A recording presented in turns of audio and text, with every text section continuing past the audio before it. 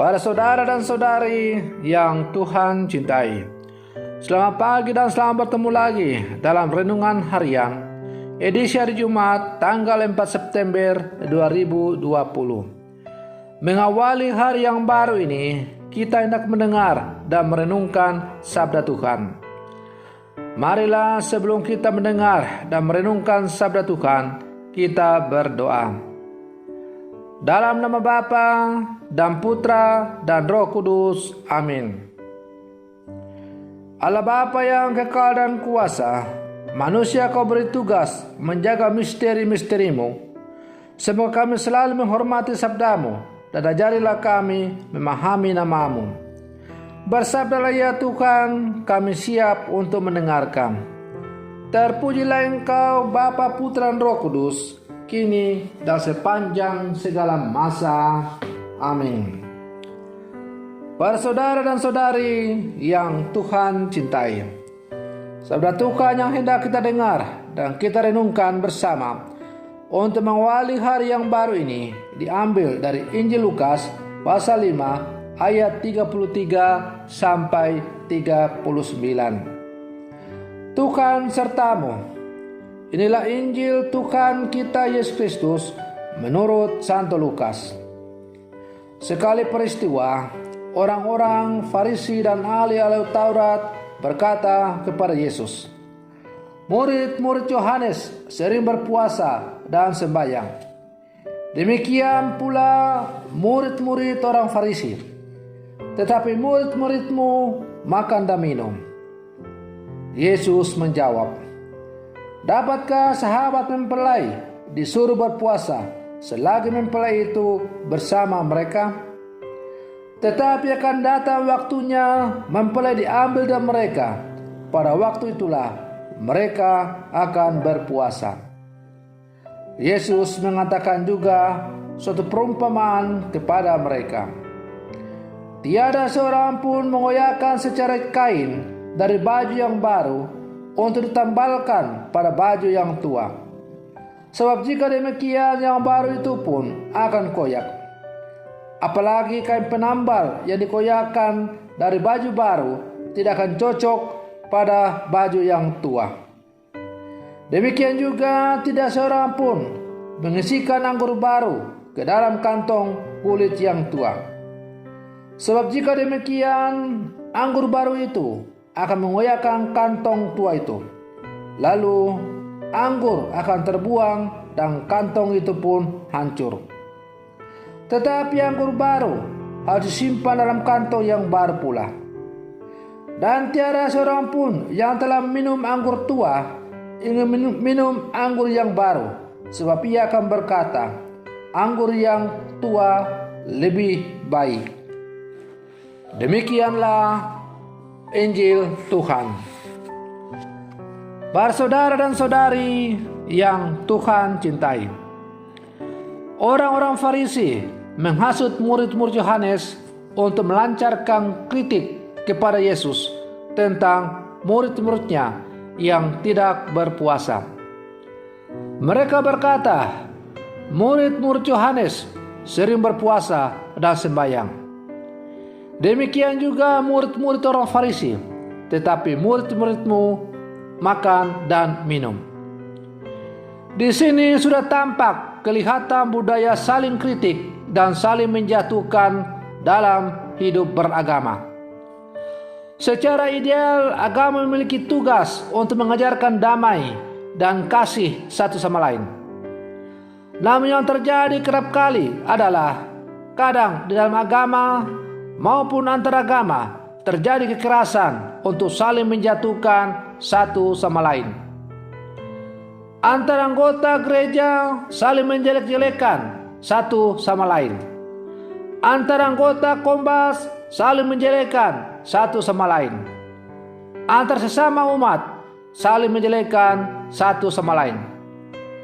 Bahkan yang paling mengerikan adalah ketika agama dijadikan legitimasi untuk saling berperang.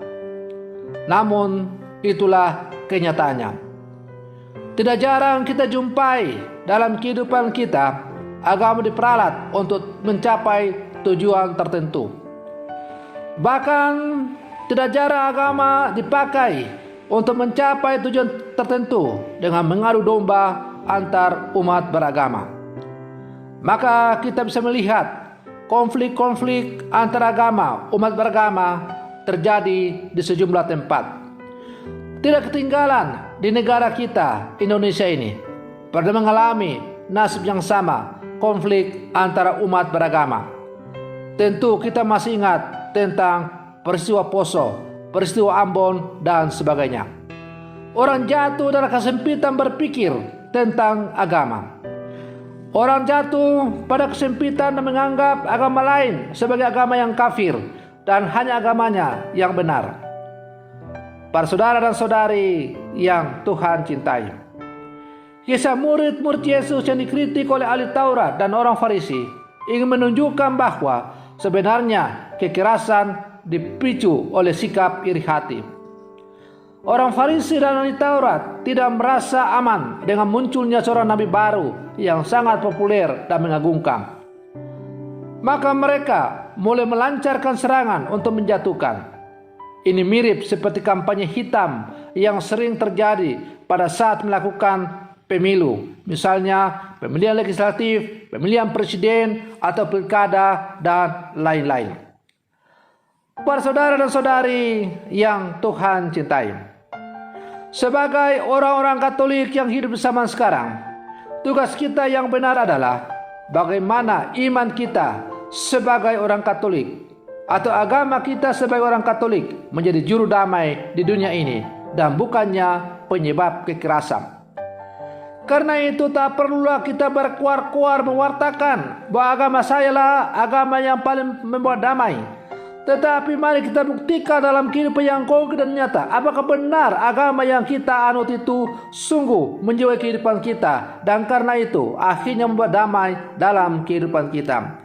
Tak perlulah kita berkuar-kuar mewartakan agama kita yang paling baik, tapi cukup kita mewartakan dengan beri kesaksian hidup yang nyata dalam kehidupan ini. Yesus mengatakan, kasihlah sama manusia seperti dirimu sendiri. Yesus tidak mengatakan supaya kita hanya mengasihi orang seagama dengan kita.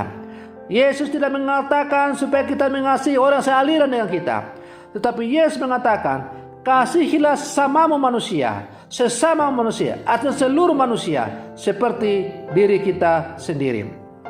Para saudara dan saudari yang Tuhan cintai, ajaran kasih yang diajarkan oleh Yesus adalah ajaran sempurna yang kalau kita laksanakan dalam seluruh kehidupan kita, maka kita akan mampu menjadi pembawa-pembawa damai dalam kehidupan kita.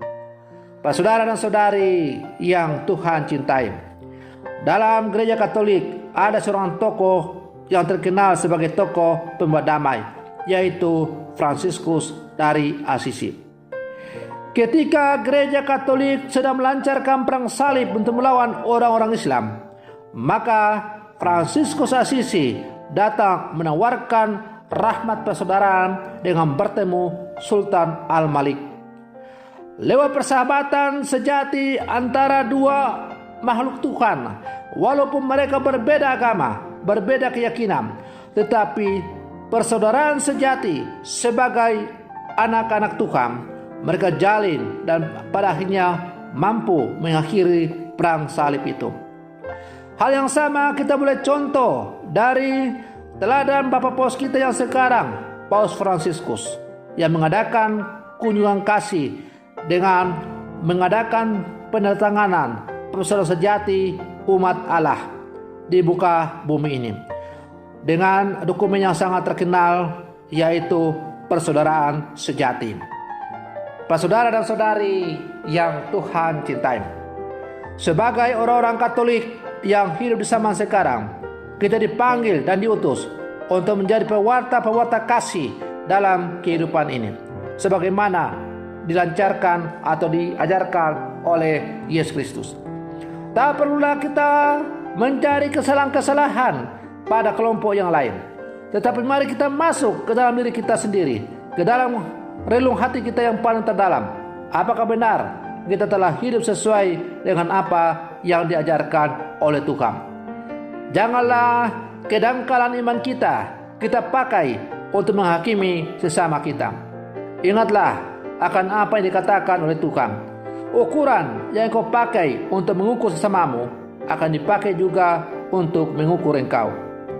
Persaudara dan saudari yang Tuhan cintai, semoga permenungan saya ini untuk mengawali hari yang baru ini semakin menghantar kita untuk menjadi orang-orang Katolik yang sejati, yang selalu mewartakan kasih dan damai, persaudaraan sejati tanpa memandang bulu, latar belakang, suku, agama dalam kehidupan kita. Sebagaimana telah ditunjukkan oleh Sang Guru Agung kita, ialah Yesus Kristus itu sendiri. Semoga demikian. Selamat pagi. Tuhan Yesus memberkati.